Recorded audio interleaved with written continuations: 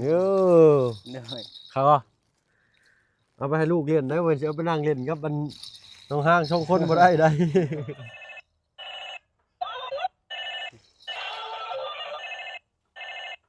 พอแล้วมันสิเบิดทาง เลย เอามามื้อนี้เปลี่ยนบรรยากาศพี่น้องเอ้ยเนาะมาเป็นฉากมื้อหนึงมาหน่อยเจียง โดย แป้งเป็นอยู่บ่ ดูเป็นเลยลมก็มีนะ เก่งเงี้ยเราเป็นจักตัด จักไป หญ้า อยู่แพร่ เป็น แหละ เลยนะ แต่ว่าเย็นว่างๆกันตาม ไม่ว่าจะอัน จะเอาชิ้นหัวนะเอาหนังขันนะ ว่า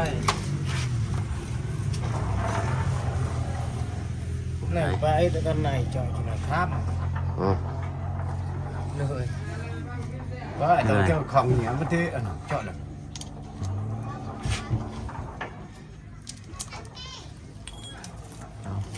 นั่นนี่มันกัน ผ่านมาเมื่อกี้นี่พี่น้อยเนาะในวังข้างเพื่อนน้องซ้อนนั่นเพิ่นม่างเพื่อนน้อยพอตู้ไปตู้เนาะโอ้พี่น้อยเนาะโอ้ผมคิดว่ากล้าเข้าไปเบิ่งนะคือต้นสงสารเรากล้าว่าได้บ่น้องเจียงนี่ เลยได้ ได้อยู่เนาะ สบายดี เอ้ยสบายดีจ้ะงุ้มหาพาแบ่งพี่น้องเอ้ยบ่พ่อเนาะต้องใช้ลืมอยู่ห้องพักก็สิแล่นลงเปล่าอีกบาทที่นี่น้องกระเจียงเลยเนาะเอาเจ้าแป้งจักขาเด้อซะน้องเด้อได้สิลงไปอันนำ power bank ก่อนเนาะโอ้ยแล่นขึ้นแล่นลงพี่น้อยเนาะเอาจนได้มาเนาะไปพี่น้อยเนาะเปิดคลิปเปิดภาพมาบาดนี้ก็อยู่บ้านซองของอาเจียงคือเก่าพี่น้อยเนาะเมื่อกี้นี่ลงไปนำ power bank อยู่จีปูนโบพ่อพี่น้อยเนาะจักที่อยู่ไสเนาะเรียบร้อยแป้งจักเรียบร้อยเด้อสบายดีเนาะเจียงใช้มานั่งพี่มามื้อนี้เด้อมีแนวมาให้นั่งตะกูหน่อยเนาะ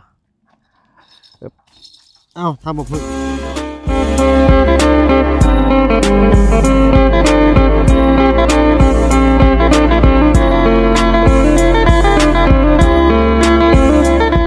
ทายเด้อพี่น้องเด้อเนาะการทักทายสบายดีผู้ใหญ่ใจดี FC เบิร์ดทุกท่านที่เข้ามารับชมช่อง YouTube บ่เพิ่นเคยหลายคือเก่าเนาะบ่ฝั่งไทยฝั่งลาวแล้วก็ทั้งฝั่งต่างประเทศก็ยินดีต้อนรับเข้าสู่ช่อง YouTube บ่เพิ่นเคยหลายเช่นเคยพี่น้อยเนาะจะว่าแบตไม่เบิดแล้วติดตึมกันเนาะ เลย นี่มีนี้มาให้มันนี่นะ เลย ตับมีคู่ตัวใหญ่สุดเลยนะฮะเราบุญเลยเนาะก็ไปตักน้ำได้ เลย 2 ใบจะมีอันนี้หาซื้อตัวนิ่มตามที่แม่เพิ่นบอกบ่เห็นที่ไหนเนาะมันบ่มีบ่ทานแล้วนะ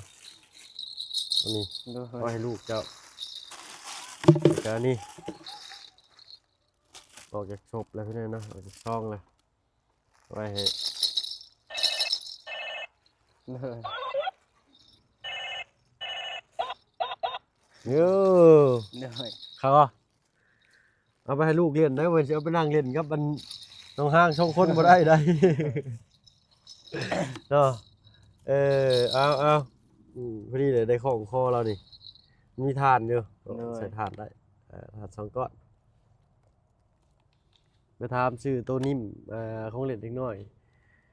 อายุวัน6-7 เดือนแปลว่าตัวนิ่มนะยังก็ได้นะเถอะขอแค่นิ่มๆ เลย แต่นี่ก็โอเคแล้วพี่น้อยเนาะ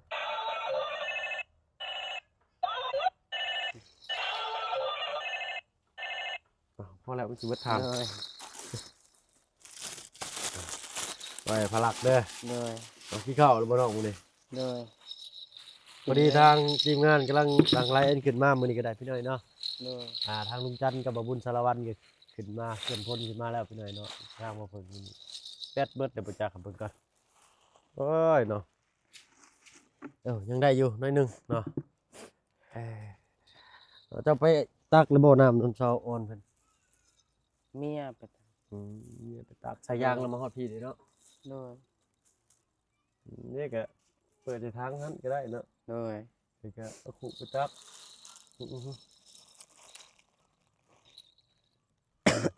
ทีนี้สะออนเราก็มาปลูกผักนี่พี่น้อยเนาะ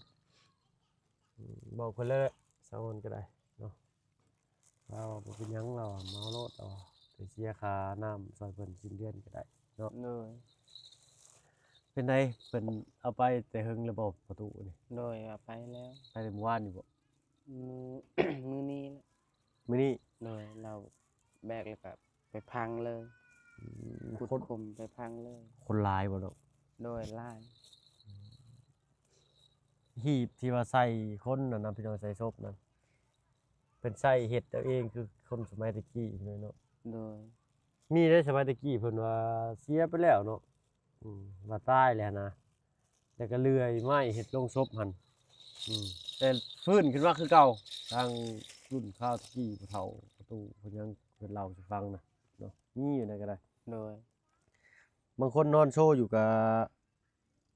ก้าวเอาสิบุรอดนะก็ให้ลูกให้ร้านนี่มาเลื่อยไม้เฮ็ดกระลงชบไว้ใส่เลยให้เด็พี่น้อยเนาะ โดย เอาประตูแม่ตู้เพิ่นไปก่อนเนาะเพอตู้เพิ่นครูชีวิตเพิ่นก็เพิ่นก็ตอมใจตามไปเนาะคือว่าอะไรคนเนาะก็ย่อมมีวันสูญสลายไปคือกันบ่ว่าไผเนาะ โดย เฮาคือกันแหละพี่น้อยเนาะบ่เพิ่นก็ได้แต่คิดไว้แล้วแหละพี่น้อยเนาะว่ามื้อใดบ่มื้อใดมื้อหนึงก็ได้ไปคือกันเนาะบ่ฮู้ว่าสิช้าหรือไวนะมันอยู่ที่แบบว่าบุญวาสนาเฮานำแน่เนาะถือมาหน่อยก็อยู่น้อยถือมาหลายก็อยู่หลาย โดย เนาะถือได้ทางสะออนเพิ่นอยู่หั่นเด้ครับไปย่างไปลมนำเพิ่นอีกไป โดย พอดีได้สะออนเพิ่นอยู่หั่นไปหน่อยเนาะเนาะบ่โตปลูกผักบ่สะออนพี่ชายางแล้วมาจนฮอดพี่เนาะแล้วพาลูกเรามานั่งเล่นอยู่ชวนพี่เนาะใครได้แต่บ่แดดมื้อนี้ปลูกผักหยังแน่หั่นขออนุญาตเข้าด้วยกันแล้วกันพี่น้องผักบัวเนาะเด้อสบายดีกินข้าวแล้วบ่สะออนยังบ่ได้กินข้าวซ้ำอ๋อผักบัวบ่นี่พอดีอันปลาลุง FC เพิ่นว่าอยากให้โอลมน้ำในนี่แหละเนาะให้น้องอาเจียงเพิ่นมาตักเอาน้ำได้บ่เนาะเดี๋ยวสิ้นเดือนมาเอาน้ำกับไฟแล้วเฮาสิย่างไปเสียซอยเด้อเนาะให้ชายางฮอดพี่เนาะโดยเฮาหั่นพี่น้อยเนาะฮอดทางนี้แล้วให้ทางน้องอาเจียงนี่เปิดใส่นี่แล้วก็ตักไปใส่พุ่นเด้อน้องอาเจียงเด้อ โดย เนาะเดี๋ยวทางทีมงานเราสิเสียซอยดอกขาน้ำเด้อเนาะเดือนหนึ่งเสียเท่าไรซอนขาน้ำจ้ะ ได้ใส่แห้งได้ใส่ลายแบบนึง8,000กีบ 8,000 กีบ โดยเรามาเก็บมือนั้นแบบเอาไปซื้อแห้ง บ่ได้ใช้บ่ได้เปิดแห้งเนาะ โดยเปิดแห้งก็8,000เพื่อนน้องเอาซื้อรวมเลยเพื่อนน้องเฮา11,000 เพื่อนทั้งซ้อนนั้น โดย อืม เฮาได้อยู่เพื่อนดีเฮามาแต่หาหน่อไม้แต่ปลาพี่เขามาเก็บเพื่อนเฮา โดย เฮาซอยเสียทั้งเพื่อนน้องเฮาทั้งเฮาพอดี9,000โดยเนาะเอ้าเนาะบาดนี้เลยเด้อเดี๋ยวทางเฮาสิเสียให้เด้อขาน้ำเจ้าเด้อเนาะในระหว่างที่ปลูกสร้างบ้านน้องอาเจียงนี่แหละเนาะจนแล้วจนทั่วพุ่นแล้วจนน้องเพิ่นว่าบ่ได้ใช้น้ำเจ้าแล้วเนาะ เอาฮอดพูดจังหวะกันตื่มอีกหน่อยเนาะในระหว่างที่น้องเจียงนี้ตั้งแต่มื้อนี้นี่เฮาสิเสียค่าน้ำให้เจ้าเด้อบัดนี้เด้อ โดยเฮาเขามาอยากคนนั้นนี่ผู้เดียวเฮามือเฮาตัด5มือแล้วค่ะ โอ้5มื้อมันอยู่ไส มันเฮาติดน้อง อ๋อมันติดส่วนน้องสอนนั้น โดยเดี๋ยวนี้เฮาจะคนมืออื่นใจเฮาบ่ม่วนเฮาเขามาเด้ เฮ็ดได้บัดนี้ จักสิเฮ็ดให้น้องเฮานั้นสวัสดีน้องมันน้องเฮามือเอาแห้งเข้าบัดผู้เดียวเฮาเขายันเข้าบ่ได้เอาน้องพัวเฮาเขาเอาแห้งเข้า ก็เลยอันให้ทั้งน้องสอนประเทศเก็บเนาะเอาบ่ยากดอกเดี๋ยวสิให้น้องเจียงเพิ่นไปเอาแห้งซอยก็ได้เนาะพอดีแหละทีมงานมาหลายคนพอดีเลยเป็นคนขึ้นซอยกันหลายบ่มันจะ ปีกายนี่เขาขายได้5 ล้านปีนี้ยังได้ขายมื้ออื่นน่ะเฮาอยากได้คนเด้ มื้ออื่น ดู เนาะโอเคเนาะได้ เบิ่งกระตือบีขาต้องซ้อนเพิ่นพักผ่อนก่อนเนาะ โดย เพิ่นเมื่อยเวียกเมื่อยงานเอาขอบใจทางสะออนหลายๆเด้อ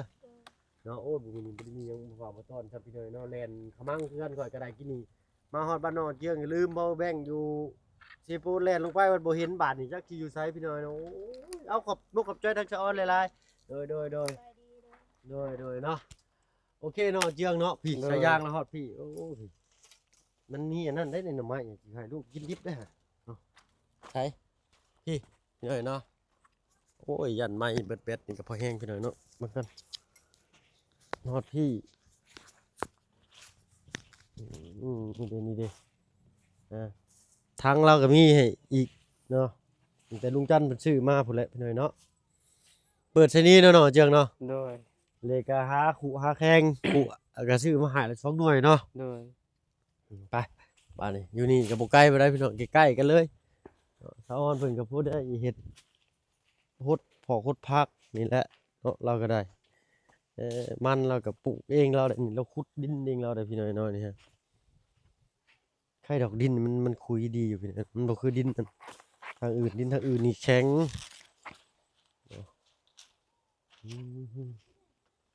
หน้ามันออกมาจากต้นไผ่เองบ่ต้องเอาเจิง แม่น โอ้ดูโหมันดูดน้ำดีต้นไผ่นี่เนาะเอานี่แหละมีแต่เจ้าขอบไม่ใช่ทางลูกจะไปใช่อะ อยู่เฮือน เจ้าขอบมุกขอบใจทางเมใจดีทางฝั่งไทยเพิ่นเลยเพิ่นชื่อกระทางมาให้เด้อ โดย เนาะกับของลิ้นลูกเจ้าเนาะ โดยขอบใจหลายเด้อแม่ใจดีขอให้อยู่ดีมีแฮงความเจ็บบ่ให้ได้ความไข้บ่ให้มีให้อยากเย็นเป็นสุขสุขกายสบายใจนอนหลับขอให้ได้เงินหมื่นตื่นมาขอให้ได้เงินแสนสาธุ สาธุเนาะเนาะ โดย อ่ะเนาะเล็กๆน้อยๆก็เป็นสิ่งของน้ำจิตน้ำใจจากเพิ่นเนาะน้องเจ้าเนาะฮดแล้วบ่พักมื้อนี้ ยัง ยังบ่ได้ฮดซ้ำ โดย หมูมันยังแดดอยู่ถ้าฮดตอนแรงก็ได้เนาะ โดย ยังชุ่มอยู่ได้พี่น้อยเนาะบริบัติรักษามันก็งามแล้วนี่พักยังน้องเจืองอันนี่ มักทั่ว ปลูกทั่วบ่นี่ โดย โอ้เราปลูกยังก็ขึ้นเบิดอันนี้เนาะ โดย เออ แม่นบ่มักทั่ว เน้นนะคือเป็นนายอย่างฉัน ในมันคือมาใหญ่แท้ นายใหญ่ดีเนาะมันใช้หมกถั่วอ้วน ใช้ลูกเจ้าไปใช้อะไรอาบน้ำแล้วหรือว่ากินนี่เอาลงมาเบิ่งอยู่ โดย แต่ปลาลุงเพิ่นเห็นน้องพลักเนี่ยเนาะอ่านี่แหละพี่น้อยเนาะซองทางดำนั่นพอดีเต็มทางนี้อึ๊บเออเอาให้เพิ่นเอาอันแนวเล่นเพิ่นเล่นอยู่เนาะเจืองอืมมักอยู่บ่ใส่ ลาวมากนะฮะ ใส่ อือฮึ ใส่ละ อา ใส่ ปากกล่อง แล้วมัน เอ้ยใส่เสื้อแล้วบ่โอเคเพิ่นใส่เสื้อกันพี่น้อยเนาะเดี๋ยวพาเพิ่นลงมาเตียงตารางก็ได้เอ้ยพอได้ตักน้ำให้ลูกอาบแล้วก็ได้พี่น้อยเนาะ อาปากใต้แอม มาแล้ คิดถึง วเดี๋ยวนี้เอาออกจากถุงแล้วน้องจังมันเป็นฝุ่นแน่ในถุงอ่ะเอาของเล่นแบบนิ่มๆบ่มีหน่อยเนาะ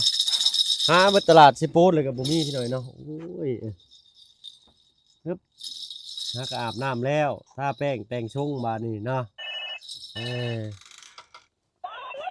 กินข้าวแล้วบ่น้องหางกินแล้วเนาะโอ้ยสบายดีเจ้าโดยเนาะ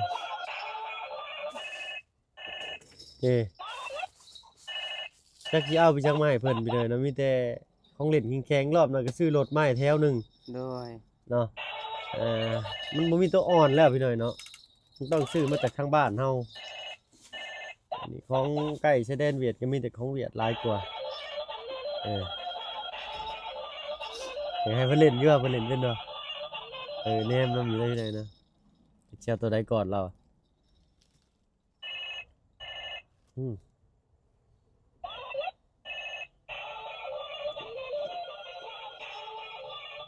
สิเอาอันใดบาดนี่ โดย มันยังคือเป็นตุ่มเนี่ยน่ะลูกน่ะ ยุง โอ้บ่ได้กลางมุ้งนั่นล่ะ ก้างแต่ว่าแม่เราลืมกาง อืมอืมพลักเอ้ย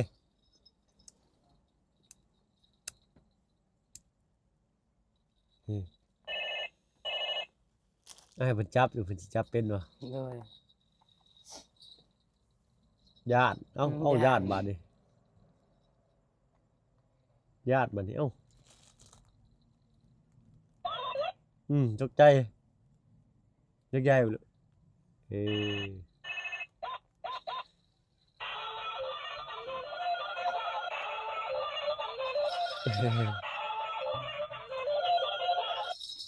หนาวบ่เพิ่นจังสั่นอยู่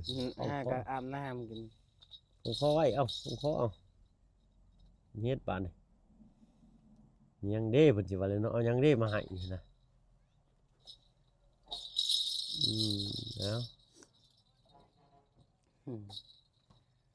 เป็นได้จักเจ้าแปลงแล้วเรียบร้อยตัดใช้ได้บ่ โดยใส่ได้ แม่นบ่ใช้บ่ได้สมมุจัก ใส่ได้เฮาหากะใส่ไม้ อืม ขาดมัน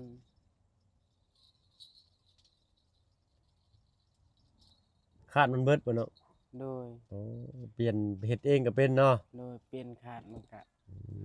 ม มันดี ใครแหละพี่น้อยเนาะซ่อมเองเป็นอยู่เอาเจียงเบิ่งเพิ่นมักเรียนรู้อยู่พี่น้อยเนาะ โดย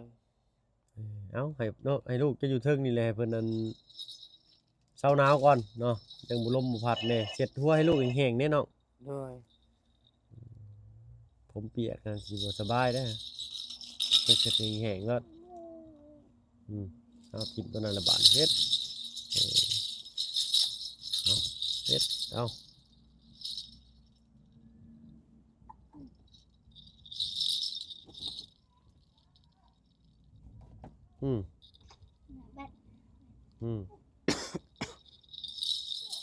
เอาให้แล้วบัดนี้ให้ป้าให้เพิ่นเล่นอยู่เทิงนี่แหละพี่น้อยเนาะหนุ่มหนาวสิรับบ่บัดนี้ บ่ เอาเตียงก็พอได้ส้นได้เช้าอยู่พี่น้อยเนาะเพราะว่าแดดมันส่องลงมาทางนี้เนาะ โดย เอาเนาะฟังเบิ่งทีมงานเนาะขึ้นมานี้จะมีข่าวดีมาแจ้งน้องว่าเจียงเพิ่มเติมอีกจักนี่ โดย ค่าสร้างทางบ่เชียงเพิ่นได้หรือบ่เนาะ จักแหละบ่เสียงว่ายังบ่พองบ งบยังบ่พอเนาะ โดย เอาพี่น้อยเนาะรอท่าทางบ่เชียงเพิ่นขึ้นมารายงานปลุง FC ตื่มอีกพี่น้อยเนาะแต่ว่าขึ้นมารอบนี้มีข่าวดีกูจักนี่เนาะทางทีมงานเนาะ โดย เอามื้อนี้ก็ลุงจันทร์กับบ่บุญเพิ่นก็ได้ขึ้นมาแล้วพี่น้อย โด เนาะ ย ยังอยู่บ้านน้องบุญทวีเพิ่นเนาะ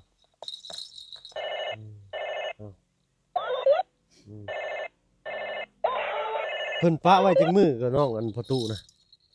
มือหนึง มือหนึ่งเนาะ โดย มีแต่ฟังพี่น้องทางนี้แม่นบ่น้อง โดยมีแต่พัง ฟังอย่างเดียว โดย สบ้านเฮามีนอกจากบ่ใต้มีแห้งนี่ก็ทางใต้มีแห้งไงฟังบ้านไหน โดย เอาแล้วแต่มีเพนี่ให้เพิ่นไปเลยเนาะทางนี้เพิ่นถือพีเด้เนาะ โดยทีแหละ ฮีดพีเลยเนาะนี่สิมีฮีดผู้ไทยฮีดผู้ไทยนี่แห่งยากกันเนาะฮีดผู้ไทยเนาะ โดย หลายเลยฮีดผู้ไทยพี่เลยเนาะฮีดผู้ไทยเวลาสิขึ้นเฮือนใหม่บ่หรือว่าสิขอสิแต่งนี่โอ้ฮีดเพิ่นนี่บ่ให้เว้าเนาะว่าแล้วก็อันเจ้าไปอันแต่งเมียนี่ได้จักปีเนาะเจียง ประมาณ2 ปี 3 ปีนี้แล้ว 3 ปีนี้เนาะ โดย ค่าสินสอดได้มีหยังแหน่ฮีดทางบ้านน้องอันห่างเพิ่น ก็บ่มีหยังมีแต่ ขะดอง7 ล้านแล้วก็งัวแล้วก็ไก่หมูแล้ว มีไก่มีหมูมีงัวเนาะ โดย เอาฮีดของเพิ่นมีทั้งหมูมีทั้งไก่มีทั้งงัว โดย บ้านอื่นนี่บางบ้านนี่มีแบ่นำเด้เนาะ โดยแบกกับบางเทื่อก็มีคือกัน แล้วแต่บางแล้วแต่ฝ่ายยิงมันสิเอิ้นเอาบ่เนาะ โดยแบบบ่มีงัวแบเอาละ บ่มีงัวก็เอาแบ่ก็เอาเนาะ โดย เฮ็ดได้แล้วเนาะคนเฮาฮักแพงกันแล้วก็ได้อยู่กินนำกันแล้วกับพี่น้อยเนาะ โดย เอา7 ล้าน7 ล้านนี่ห้วยหมื่นปลายพี่น้อย11,000 12,000นี่แหละ7 ล้านเนี่ยเอาล่ะตาเปียกมันยีดอยู่นี่เนาะ โดย นี่แป้วในหัวเราคิ้วแล้วคือพอเราคักช้ำบัดนี้เนาะ โดย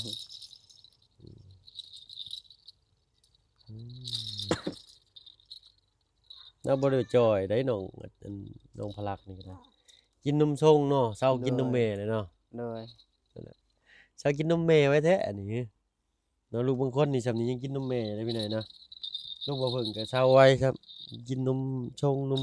ป๋องอะไรเดี๋ยวนี้ก็ได้แล้วโทรมากอ่ะเริ่มเอิ้นพอเป็นแล้วพี่หน่อยเนาะน้องอินเตอร์ก็ได้เฮ็ดถึงหน้าลูกคอก็เป็นแล้วบัดนี้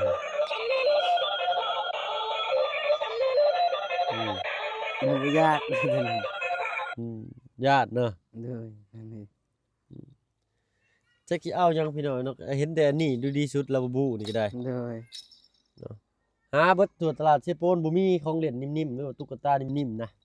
เนาะลูกก็อันกระบอกต้นกระบองนะพี่น้อยต้นกระบองเพชรที่เฮาเว้าเลยเว้าตามหั่นน่ะน้องบองนั่นบ่มีเนาะต้องอยู่ทางไทยเพิ่นหรือว่าทางบ้านเฮา ตัวนั้นคักนิดเดียว ตัวนั้นเนาะตัวนั้นคักเนาะเก่งเนาะอ้าวตัวนั้นก็พุ่นแหละทางบ้านน่าสิมีอยู่ก็เลยสั่งทาง Facebook ก็สิได้เอารอบหน้าพี่น้อยเนาะแต่ว่าบ่เพิ่งเห็นอยู่ทางบ้านได้สิซื้อมาให้สิซื้อให้น้องอินเตอร์นำจากอันหนึงกำลังเว้าเป็นบ่ได้เถียงกับน้องบองน่ะ เลย ต้นก็มันโยกได้เด้ แม่น เห็นป่ะจะเห็นป่ะเดี๋ยวเจ้าเนาะ เลย ตรงนั้นแหละพี่น้อยเนาะถ้าบ่เพิ่งหาบ่มีเด้แบตเบิดพอดีบาดนี้เพิ่นเนาะอ๋อเฮ็ด power bank บ่บุญตกเหียเสียหายพี่น้อยเนาะมีแต่ขออนุญาตเนาะ เลย มีแต่สิได้ซื้อมาแทนเพิ่นใหม่พี่น้อยเนาะแล้วกันไปลืมไว้ใส่เด้พี่น้อยนำลงไปจนฮอดเซโปนก็บ่เห็นในห้องก็ได้ ด้วย เพิ่นงี้บ่ได้ทำความสะอาดซ้ำสงสัยปะไว้บนเอากระเป๋าใส่รถจักรนั่นแหละเอากระเป๋าใส่ไว้สิเอาใส่ตะกร้าไว้ว่าแบ่งเพราะว่าสิใช้ตลอดได้พี่น้องโทรศัพท์บ่เพิ่งแบตมันบ่อยู่เนาะเพราะว่ามาฮอดน้องบ้านน้องเจียงจกไม้ออกมาว่าไม้เบิดแบตแหละ ด้วย สิหาแบ่งมาสาบบัดนี้คิดชวดหัวมือเสร็จลืมสิโปนคักกับปะกระเป๋าไว้ รถบ่ นี่บ่รถก็บ่เห็นหน้าเลยบ่เห็น ยานเสีย มันต้องเคลียร์เนาะ เลย คันว่ามันบ่เสียนี่เฮายังสิบ่ฮู้ซักว่ามันเหี่ยนะ เลย เคยได้พี่น้องเนาะเมื่อก่อนบ่พึ่งอยู่ประตูน้ำอยู่แพทย์น้ำเนาะเบิกเงินน้ำเท่าแก่ 2,000 นี่แหละเนาะเงินเดือนกินข้าวก็50 บาทเอาใส่กระเป๋ากางเกงไว้กางเกงตัวละ50 บาทกางเกงก็ซื้อกางเกงตัวละ50 บาทมาใส่ เลย เบิกเงินแล้วอะแล้วจะเอาเงินเป็นอย่างเงินไปให้เมียบัดคิดว่าเอ้างมหาเงินในกระเป๋าบัดคือยังเห็นอยู่อ่ะยกมาเบิ่งมันใบ50 บาทใบอัน 2,000 น่ะเฮียโอ้ยเสียดายปล่อยเว้าแต่พี่น้องเนาะ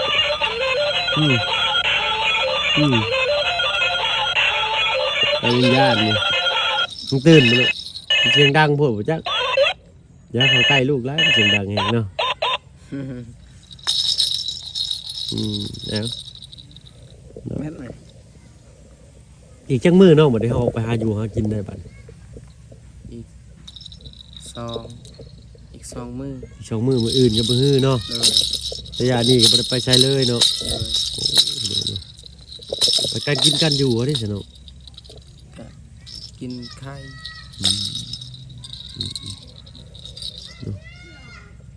โอ้พี่น้อยเนาะรุ่นเบิ่งหนุ่มกันบ้านนอนเจียงสิมาในรูปแบบใดเนาะสิแบบใดรูปร่างลักษณะทางบ่เสียงขึ้นมาก่อนสำหรับคลิปนี้ทางบ่เพิ่งก็ต้องขออนุญาตหากินข้าวกินน้ำก่อนเด้อ เลย แต่เช้ายังบ่กินข้าวซับ เลยสบายดี เด้อสบายดีเจ้าเนาะสุจ้าอยู่ลูกสุจ้าเป็นบ่ จ้า จ้าได้จ้า จ้า จ้าสุจ้าอาจารย์มือเพิ่นใช้อยู่ จ้า จ้าเนี่ยก็นายก็เป็นแหละได้ยิ้มเลยอ้าวพี่น้อยเนาะสำหรับที่นี่ถ้ามาเพิ่งขอตัวลำลาแล้วพี่น้อยเนาะผมพรคลิปหน้าสวัสดีแม่งเบัดสมุทุกคนที่เข้ามาชมช่อง YouTube มาเพิ่งเคยไลค์คือเก่าพี่น้อยเนาะเอาเป็นว่าสบายดีจ้ะ